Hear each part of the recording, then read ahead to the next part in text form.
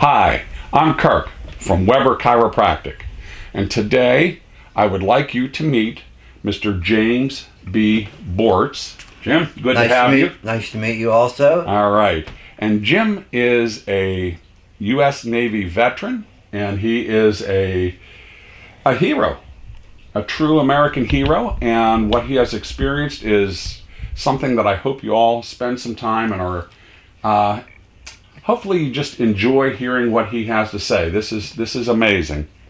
But Jim, let's start off with, when did you serve in the Navy? What was your time era of being there? I enlisted in the Navy in February of 1965 for a 4-year enlistment, and my date to get discharged was February of 1969. Okay. And what ship were you assigned to? In the beginning, I was on the USS Franklin D. Roosevelt, CVA 42, and then we transferred to a different type of aircraft, and we were assigned to the USS Forestall, CVA 59. So those were both aircraft carriers? Both aircraft carriers. And what was your job? What did you do with the aircraft on these carriers? My job was working on ejection seats, the canopy system, the oxygen system, the egress system, air conditioning, rain removal, and cabin pressurization. That's what I went to A school for. Your ship was just off of Vietnam, and on 7/29/1967, there was an incident.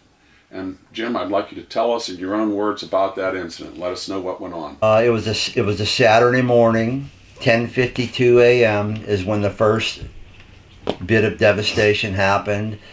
A Zuni rocket fired off of a rocket pod and went across the flight deck and hit the external fuel tank on an A-4 Skyhawk.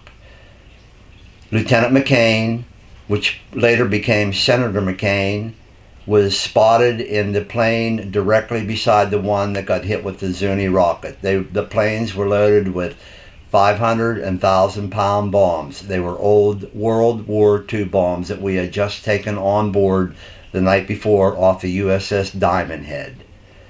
When the fire got out of control and it started cooking off and the flames got real hot back there, the bombs started detonating on the flight deck.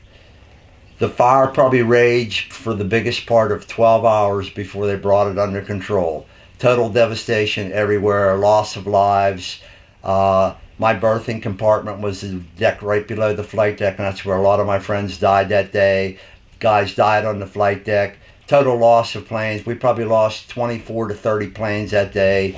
And it was very, very devastating. It was just one of them things that we just had to fight the fire and bring it under control. Anything that had any explosive power to it was getting thrown out in the Gulf of Tonkin. Be it a Sidewinder missile, a 500-pound bomb, a 1,000-pound bomb. Anything that had any explosive power to it was getting pitched. Yeah. Prior to coming on camera, you were telling us a little bit about what you were able to save out of your own material, your own possessions. What was left? The only thing that I salvaged that day was the clothing I was wearing and my life.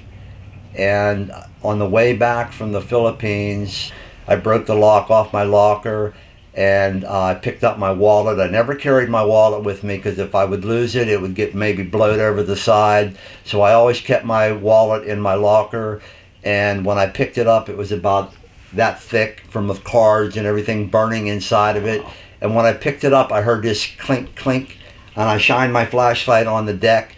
And there were 2 Kennedy $50 that some girl had given me as good luck tokens before we left for Vietnam, and I still have those 50-cent pieces today. So, now, after everything was cleared, did you evacuate the Forestall?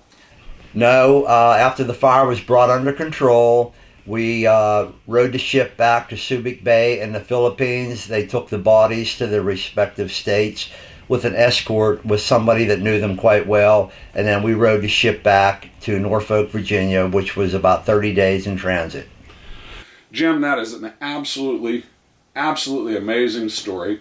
It's something that everyone should spend time learning and reading about, and after this video we'll have some connection for you that people can go and learn more about this, because this was just unbelievable.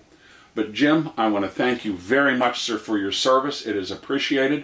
And thank you for bringing us that story. It will be a day that is never forgotten. Every year when July 29th rolls around, it's a very solemn day for me.